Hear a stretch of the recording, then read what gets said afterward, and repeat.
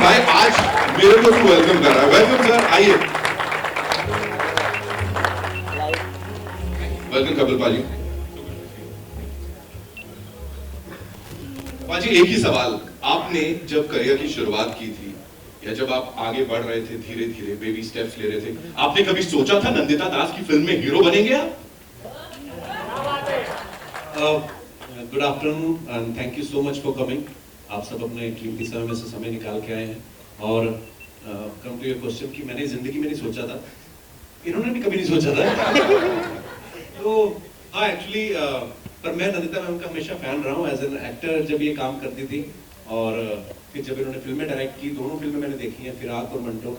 उन फिल्मों को देखने के बाद तो मैंने लाइफ में जब पहले भी नहीं सोचा था, और वो दो फिल्मों को देखने के बाद तो मैंने कभी ख्याल भी नहीं आया कि ऐसे सीरियस सिनेमा बनाती हैं ये।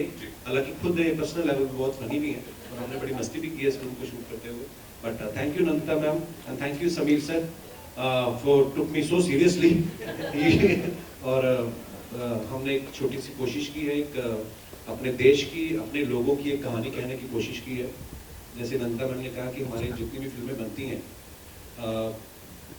कहीं ना कहीं हमारी हिंदुस्तान की जो अपनी स्टोरीज होती हैं कहीं ना कहीं मिसिंग हो जाती हैं। जो भी करेंगी क्योंकि बहुत लिमिटेड करते हैं, ऐसा नहीं कि हर साल 2 फिल्में बनाती हैं ये अपने प्रोजेक्ट को पूरा टाइम देती हैं। और कहीं ना कहीं मुझे ये था कि अगर ये ऐसा सोच रही हैं तो कुछ अच्छा ही सोचा होगा। फिर जब हमारी मुलाकात हुई, जब इन्होंने ये कहानी शेयर की, तो मुझे ये लगा कि शायद मेरे लिए लाइफ टाइम अपॉर्चुनिटी है। क्योंकि जैसे अभी हम लोग बात कर रहे थे, कोई सीरियसली लेता नहीं है ना। मेरी बीवी ने भी शादी के 1-2 साल बाद सीरियस लिया जब मैं बाप बन गया। उसके पहले वो भी सीरियसली नहीं लेती थी। तो जब तक हम लोग कुछ करते नहीं है, वैसा कुछ अलग ना करें, तो लोग भी आपको यू नो वो सो एक ये नंदिता मैम को और समीर सर को मैं अगेन उनको थैंक्स करूंगा कि इन्होंने मुझ पर बिलीव किया। और नंदिता मैम के बारे में एक और बात मैं कहना चाहूंगा कि इन्होंने जब मुझे पहली बार इन्होंने मुझे कहानी सुनाई, मैंने कहा मैम व्हाई मी, मैं ही क्यों? तो इन्होंने बड़ी अच्छी बात बोली, मुझे समझ में नहीं आया थोड़ी देर की वो मेरे लिए कॉम्प्लीमेंट है कि ये मेरी इंसल्ट हुई है। मैंने कहा व्हाई मी? कहती देखो इस फिल्म के लिए अगर मुझे ग्लोबल स्टार शाहरुख खान भी हाँ करेंगे ना तो मैं उनको भी नहीं लूंगी। मैं कहा फिर मैं क्यों? क्योंकि तुम्हारा चेहरा कहती आम आदमी जैसा है, तुम कहीं के भी लगते हो, तो मुझे ऐसा लगता है कि तुम मेरे कैरेक्टर के लिए सूटेबल हो। तो बाकी जैसे मैंने कहा कि ये लाइफ जो है हमने बहुत करीब से देखी है, हम वैसी बैकग्राउंड से आते हैं, तो इतना मुश्किल नहीं था। और दूसरा सेल्फी वाला, हाँ मतलब मैं बड़ा एंजॉय करता हूँ जब लोग सेल्फी लेते हैं, क्योंकि यही इसी के लिए तो हम लोग काम में। सो हाँ, ऐसा कोई नहीं बोलता कि आप मेरे साथ सेल्फी लोगे तो मुझे 10 रुपए मिलेंगे, क्योंकि मैं वो डिलीवरी मंगवाई नहीं किसी से। तो हाँ, अगर लोगों का प्यार मिलता है तो अच्छा लगता है। ओके, मेरा सवाल ट्रेलर से, trailer look very you know it's look so impressive और वो कहीं जज्बाती तौर पे जोड़ता है। मैं हैरान हूँ कपिल शर्मा सर को देख के। जो शख्स हमेशा रुलाता हंसाता आया है उसे देख के तरस आ रहा है और उतना you know you are there in the skin of the character. Nandita ma'am, आपसे पूछना चाहूँगा, पहले दिन, शूट के पहले दिन क्या ब्रीफ था किरदार को लेके कपिल सर को, और कपिल सर आपका क्या रिएक्शन था और कैसा रहा पहला दिन, द वेरी फर्स्ट डे? उसके पहले काफी बार मिल चुके थे, मैं इनके घर भी गई थी, ये भी आए थे, हम लोग स्क्रिप्ट पे बैठे थे, हमने बहुत सारी बातें भी की थी। तो ऐसा नहीं था कि बिल्कुल कुछ अनजान सिचुएशन में आ गए हैं।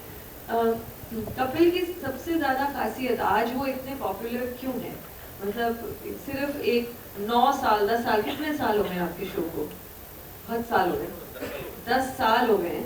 10 साल के बाद भी जब वो जिस तरह से रिलेट करते हैं उनकी ऑडियंस के साथ, जिस तरह उनकी हंसी आंखों तक पहुंचती है, तो ऑब्वियसली एक आप अच्छे अगर इंसान हो, आप अगर लोगों की दुनियाओं से अभी भी जुड़े हुए हो, आप आम आदमी अब रहे नहीं, लेकिन आम आदमी की पूरी जर्नी के साथ आप अच्छी तरह से कनेक्टेड हो, तो उसमें बहुत कुछ सिखाने की जरूरत नहीं होती। और मैं एक्टर भी हूँ, इसलिए मुझे पता है कि ये जो स्किन में आना, चाहे शहाना की बात हो चाहे इनकी बात हो, ये दोनों पहली बात तो बहुत ही उम्दा इंसान है, उसी से 50% ऑफ काम तो उसी से हो जाता है।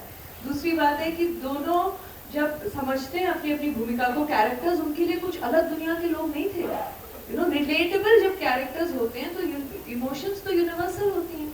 तो अगर आपको मैं कह दूं कि भाई इनका ये स्ट्रगल है, ये सीन है, जब ये एक बार कॉस्ट्यूम में आ जाते हैं, अपने कॉन्टेक्स्ट में आ जाते हैं, तो खुद ब खुद बहुत चीजें हो जाती हैं। और परफॉर्मेंस तो एक बहुत ही कोलैबोरेटिव प्रोसेस है। किसी ने अगर अच्छा परफॉर्मेंस किया, आप बता नहीं पाएंगे कि वो एक्टर की वजह से था या डायरेक्टर की वजह से था या सही म्यूजिक कब टोन आया या एडिटिंग, तो ये कोलैबोरेशन से बनता है। तो इसमें सभी ने अपना अपना रोल बहुत मेहनत से और बहुत आई थिंक शिद्दत से, जिसे कहते हैं बहुत कमिटमेंट से निभाया है। तो ऐसा कोई इतना पहला दिन भी कोई ऐसा 25वें दिन से ज्यादा मुश्किल नहीं था। कपिल सर, आपके लिए चैलेंजिंग क्या रहा? सर फ्रैंकली मेरे लिए ज़्यादा कुछ ऐसा चैलेंजिंग नहीं था, क्योंकि जैसे मैंने बताया कि इन्होंने हमारी बहुत सारी मीटिंग्स हुई थी, बहुत सारी रीडिंग्स हुई थी हमारी, तो मैं उसको समझना चाहता था। और जब फर्स्ट डे मैं सेट पे गया और मैंने वो कॉस्ट्यूम पहना, अपने आप कैरेक्टर में आते हो, तो उस एम्बियंस में जाते हो जिस घर में हम लोग शूट करने वाले थे, रियल लोकेशंस के ऊपर, तो वो चीज़ें आपको सपोर्ट करती हैं, वो आपको उस कैरेक्टर में आने के लिए।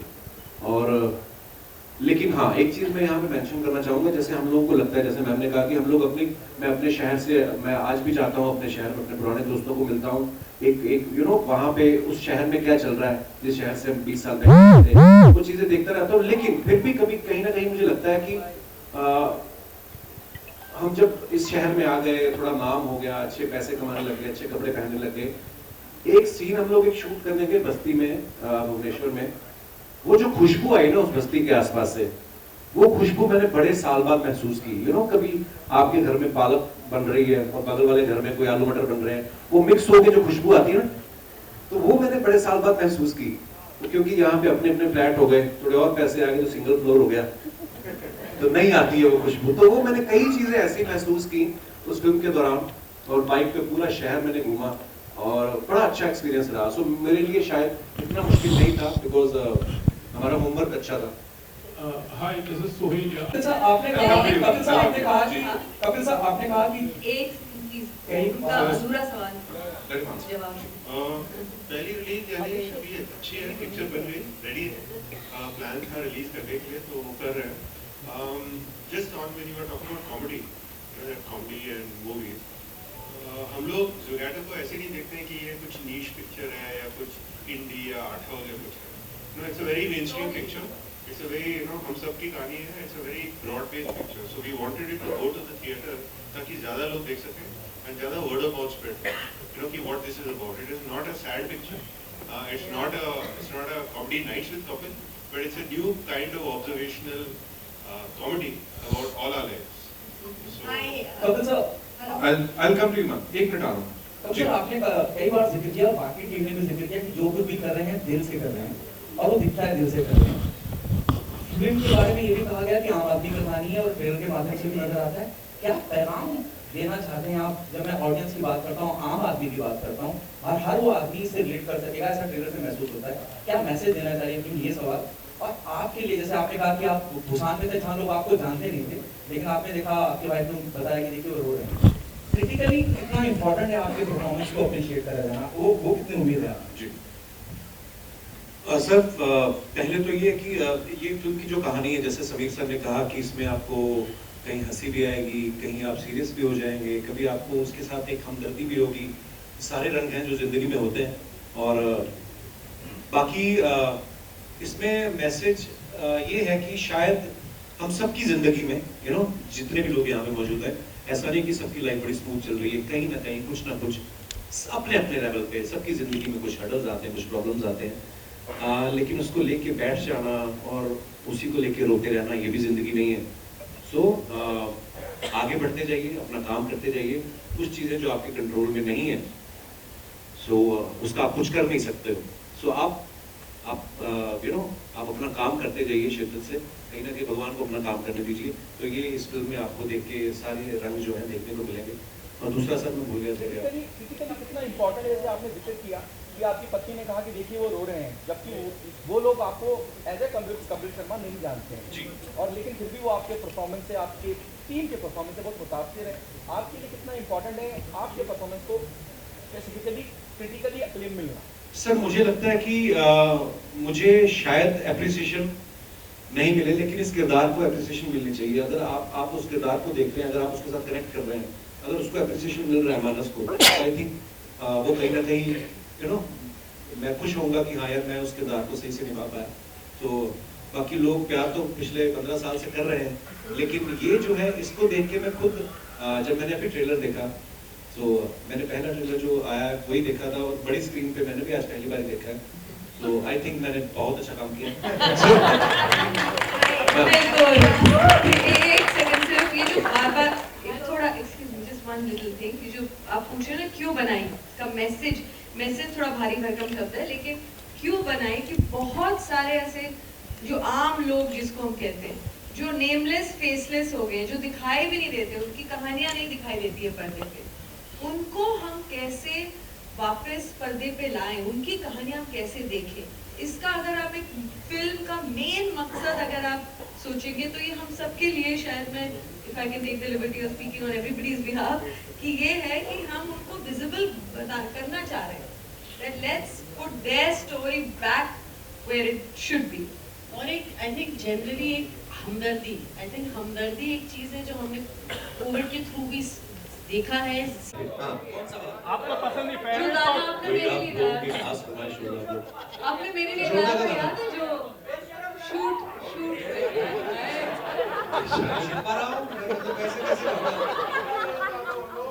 कोई नहीं, वो अभी बहुत सारे इवेंट करेंगे, फिर मैं सुनाऊंगा आपको, ऐसा ऐसे कुछ याद नहीं है। आगे आपको समझ में आ जाएगा, आप पंजाबी हो, मैं पंजाबी सॉन्ग है, बाकियों को कैसे पता कपिल चलेगा? आपने मेरे लिए गाया था, याद है? मैं आप सबके लिए गाता हूँ कि आजकल गजल प्यार का पहले ना थोड़ी भगवान भी लोग